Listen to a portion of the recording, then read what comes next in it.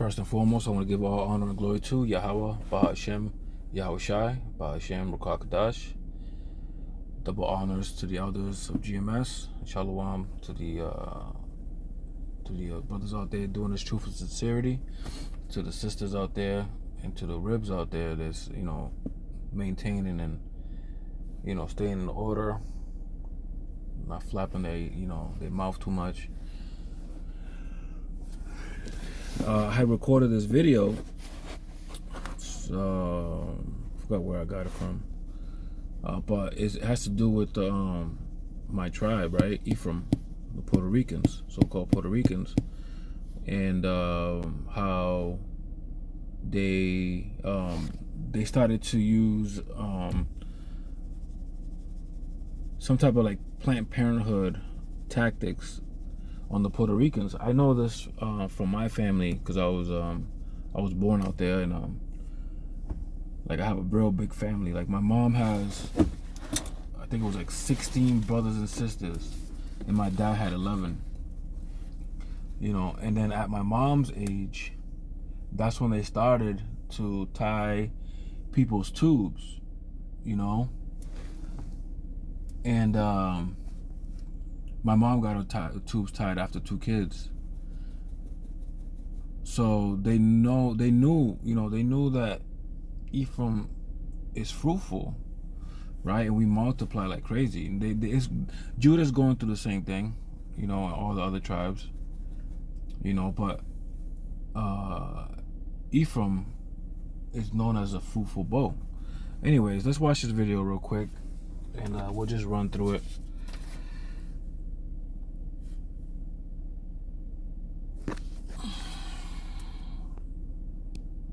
Chief of the U.S. Tariff Commission, Mr. Dorfman, has suggested the migration of 1 million Puerto Ricans as part of a plan to reduce the population problem on the island.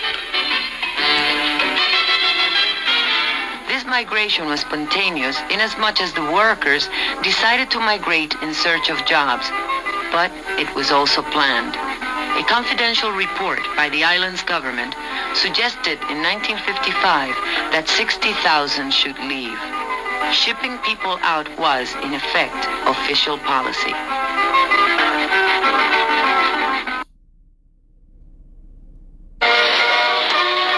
January 24, 1958. The New York Times reported today that Puerto Rico's birth rate is decreasing as a result of the continuing heavy rate of female sterilizations and the migration of young people to the mainland. The rate of sterilization ranges from 10% to 42%. 42% of the women working in one factory outside San Juan were found to have been sterilized. Now, mind you, we was having babies like crazy even before this. Proving the scriptures, man. Let me get that in Genesis 49.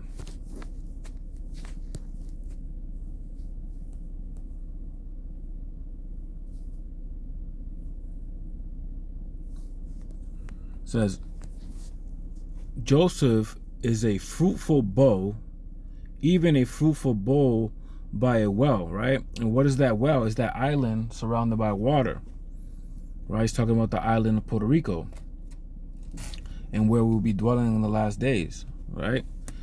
So whose branches, and the branches symbolizes, the tribesmen, people of your tribe. When somebody comes from your same tree, or what they call a family tree, you have that tree has branches, and the branches within that tree reach where?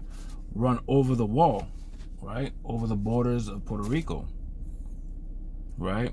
Verse 23, the archers have sorely grieved him. And how did they grieve us, man? Not only through plantation, a bunch of other, unspeakable acts, man, that they put us through. At the time, to the time frame of this video, when they started sterilizing us, we was catching hell from the archers, which were the Edomites, right? The archers have solely grieved him and shot at him and hated him, right? Because nothing that these damn devils could do is anything Nothing nice could come out of Esau, man. Right?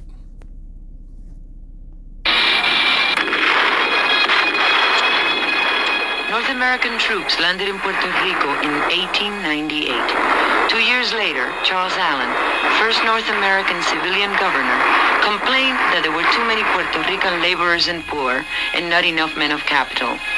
The corporations soon arrived, and by 1930, they already owned more than half of the land. Displaced from the land by the thousands, the small farmers went to work, planting and harvesting sugarcane. By 1937, unemployment had reached 37%. The Puerto Rican people, now landless, jobless, and uprooted, became what the planners called excess population. They call us excess population, meaning deplorable, disposable. Less than, right? The North American governor, Blanton Winship, approved in 1937 Law Number 136 legalizing sterilization. Based on the principles of eugenics, which advocated the breeding of the fit and the weeding out of the unfit, namely the poor and non-white, these laws came, in Winship's words, to fill the urgent need to avoid the menace of the ever-growing population.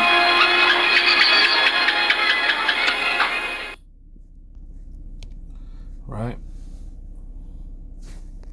So we left the Assyrian captivity in the book of 2nd Ezra 13, right? So we could, finally keep our law, statutes, and commandments, right? And do right, but you can't outrun the curses, right? This is part of the curses, so the curses came to us because they had to be fulfilled, right? So they came over here and they started, doing what they were supposed to do, is whoop our ass, But these people touched the apple of the Lord's eye, man. They got to pay for it. So it reminds me of what's it called, Job, the book of Job. I think it's chapter 16 and 11.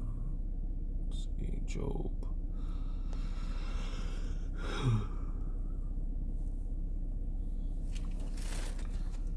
It says, Yahweh Shin Yahushua has delivered me to the ungodly and turned me over into the hands of the wicked, right? Because the curses of Deuteronomy, 28 verse 46 says that, these signs, these curses should be a sign and a wonder on our heads forever, until Yahweh Shin Yahushua comes back. That's when we'll be liberated. So escaping out of the Syrian captivity to come over here and keep our law, statutes, and commandments, was futile, as they say, right? Like, to non-effect, because you cannot escape the curses, man. That's another cut of the people who think that they need to leave Babylon in order to escape what's coming here, right? You can't escape anything, right? If the Lord has your number, He's got your number, right? But these damn devils, man, they don't give a fuck about kids, grandmas, nothing, because they were programmed not to care. They were programmed to be crooked as hell. I think it's the book of Ecclesiastes says, who can make straight what I made crooked?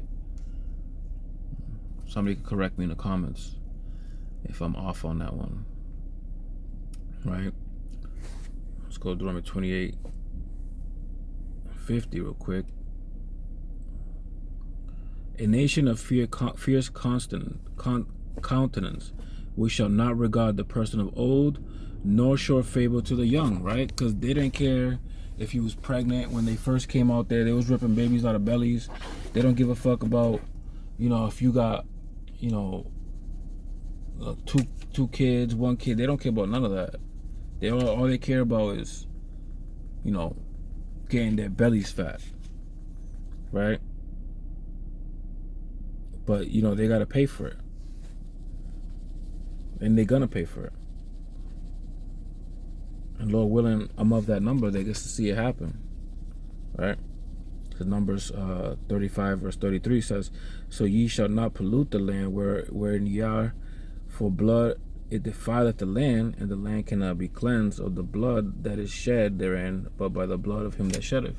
So all this, profit gaining you got, all this land you got, you thought you was gonna make this whole Disneyland Wonder World thing on this side, you open up a tab, right? And now you got to pay the tab, and you could only pay the tab in the manner in which you attained the tab, through bloodshed. So now your blood got to be spilled. So I'm gonna leave you with that one. All right, brethren, stay strong, stay diligent. Shalom.